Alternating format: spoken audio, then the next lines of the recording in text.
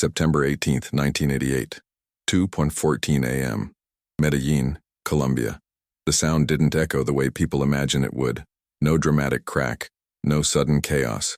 Just a sharp interruption in the night. Brief, contained, and immediately absorbed by the walls around it. Inside the house, nobody screamed. A man froze in the hallway, one hand still touching the frame of a door that hadn't been closed yet. He waited for a reaction that didn't come. No rush of footsteps, no voices, no confusion. The absence of response was the first thing that felt wrong. Somewhere deeper inside the property, Pablo Escobar remained seated. He had not moved when the message reached him. He didn't ask who was responsible. He didn't ask where it happened. Those questions belonged to people who reacted after events. Escobar had already processed the outcome before the words finished traveling across the room. For several seconds, nothing changed. Then he stood up. Not quickly, not with urgency. The movement was deliberate, almost administrative, the kind of motion that signaled continuation, not disruption. He adjusted his jacket, glanced once toward the window, and walked toward the adjoining room where a small table held a telephone and a stack of papers arranged with unnatural precision. He didn't touch the phone yet. Outside, Medellin continued breathing. Cars passed. Dogs barked. The city didn't know anything had shifted, and that ignorance was essential. Escobar understood that power moved best when it didn't announce itself. The man who had pulled the trigger believed the action was decisive. He believed speed was protection, that once the line was crossed, the consequences would scatter outward uncontrollably, forcing Escobar to respond in public, in noise, in violence. That belief was the real error. Hours earlier, the conditions had already been set. Routes adjusted quietly, contacts repositioned. Names that once opened doors were downgraded in subtle internal lists that never left paper. Nothing that could be traced to a single command. Escobar had not ordered retaliation. He had ordered continuity. By dawn, institutions were already misreading the situation. Reports described tension, but no escalation. Surveillance units stayed in place longer than scheduled, waiting for something that didn't arrive. Silence was interpreted as hesitation. Inside Escobar's network, silence meant alignment. The bodyguard responsible for the shot remained where he was. No immediate punishment. No visible consequence.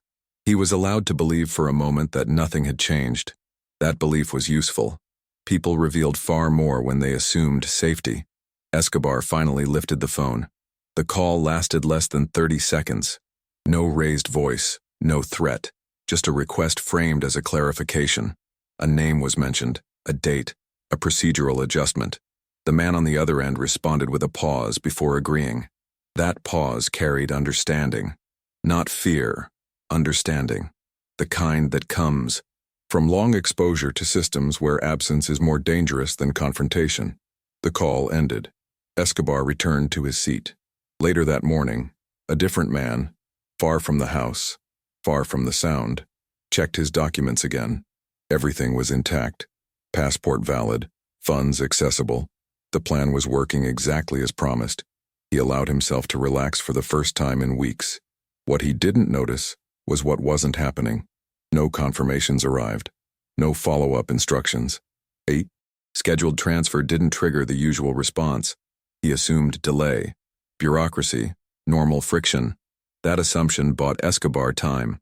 By midday, 2 minor inconveniences surfaced. A meeting postponed without explanation. A courier rerouted. Small things. Easily rationalized. Escobar understood this phase well. Humans resisted panic when irregularities appeared gradually. Sudden shocks created resistance. Gradual erosion created compliance. The man made one call. It went unanswered. Inside, government offices, a quiet recalibration was already underway. A file was removed from circulation under the justification of redundancy. A signature authority was reassigned temporarily. No memos announced the change. It was simply absorbed into the daily flow. Analysts would later describe this period as cooling. They would write that pressure had forced restraint. They were wrong. Pressure was never applied. Control was. Inside the organization, conversations continued as normal. Inventory, logistics, territory, But one name stopped appearing in sentences. No one commented on its absence. The absence spoke for itself. The bodyguard noticed the shift before anyone else. Instructions arrived differently now. Not incorrect, just incomplete. Authority flowed around him, not through him. He was no longer a node. He was a remnant. That realization arrived slowly, the way understanding always does when it cannot be fought. Escobar never addressed him. There was no need. By the second night, the man with the passport began to feel the shape of the trap. Still no threat. Still no direct signal of danger. Just a growing inability to affect outcomes. His words carried less weight. His requests required more validation. Old leverage felt strangely expired. He checked his money again. Numbers reassured him. Numbers always did. What numbers couldn't show was relevance. Escobar's system did not punish betrayal. It absorbed it. The organization adjusted routes to avoid. Conflict zones that no longer mattered. Allies recalibrated loyalty without discussion. Enemies found their leverage diluted by procedural silence. From the outside, nothing dramatic occurred. No retaliation, no violent spike, no declaration of intent. Inside, everything had already been decided. The trigger had been pulled, but the consequence was not reaction. It was removal. By the third day, the pattern became impossible to ignore. The man tried to assert himself in small ways first. He issued instructions that had once been followed without question. Now they returned to him for confirmation, then for clarification, then not at all. Each delay was polite. Each refusal was indirect. No one challenged him openly. They simply behaved as if his authority required validation from somewhere else.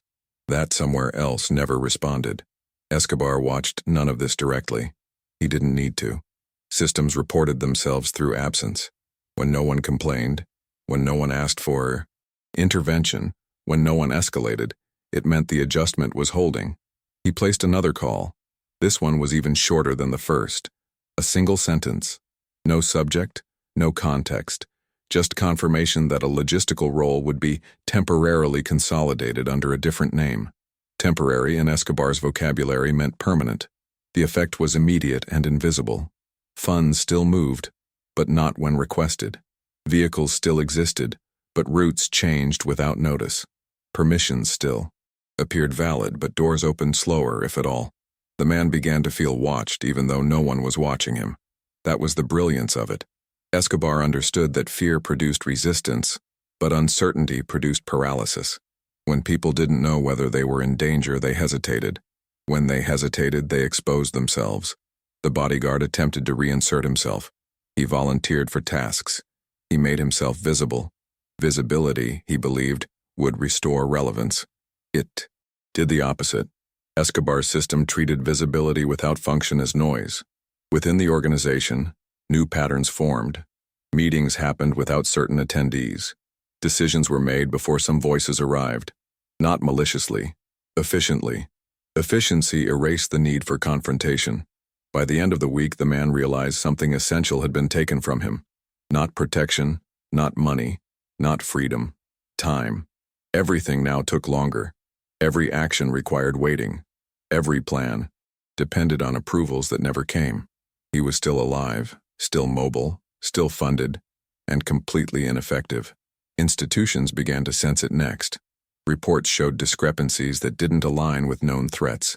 Informants provided data that led nowhere. Surveillance teams waited for reactions that never materialized. Analysts debated whether Escobar was retreating or reorganizing. They never considered completion. Escobar didn't dismantle enemies. He finished processes. Another file. Stalled. This one mattered. A judicial transfer that required 3 confirmations received only 2. No one denied it. No one rejected it. The third confirmation simply never arrived. The file sat untouched, unreturned, unacknowledged. The process died quietly. By now, the man understood he was no longer being pursued. That realization terrified him more than pursuit ever could.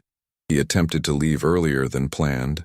Flights remained available, but seats disappeared at the last moment. Paperwork remained valid, but clerks suddenly required additional verification. Nothing illegal, nothing overt, just friction. Escobar had turned the world slightly against him. Inside the compound, Escobar reviewed routine matters, shipments, personnel rotations, expenditures. The betrayal was never mentioned. Mentioning it would have elevated it. He preferred gravity. The bodyguard finally received his reassignment. No explanation, no reprimand. A different role, far from decisions, far from leverage. He accepted it without protest. Protest implied expectation. Expectation no longer applied. That was the final lesson. The trigger hadn't forced Escobar's hand. It had revealed a misunderstanding of how power operated. Power did not respond to urgency. It responded to inevitability. The man made one last attempt to contact an intermediary he trusted. The response was careful, respectful, closed. "We can't help you," the voice said without hostility. "There's nothing to help." That sentence carried more finality than any threat. Weeks passed. Violence did not increase. Headlines did not change. Public narratives remained intact. To the outside world, nothing significant had happened. Inside the system, a position no longer existed. People adjusted quickly. They always did. Loyalty reorganized itself around efficiency. Fear settled into predictability. Predictability stabilized everything. Escobar never followed up. He didn't need confirmation. The absence of disruption confirmed success. Years later, analysts would study this period and misinterpret it. They would describe it as a lull, a pause, a strategic withdrawal. They would cite the lack of gunfire as evidence. They would be wrong. The most decisive action had already occurred quietly, through administration, timing, and silence. The click that changed everything was never meant to be heard. It was meant to be misunderstood. Because the moment someone believed Escobar needed to react, they surrendered. The only advantage they had. He had already moved on. This had happened before, and it would happen again.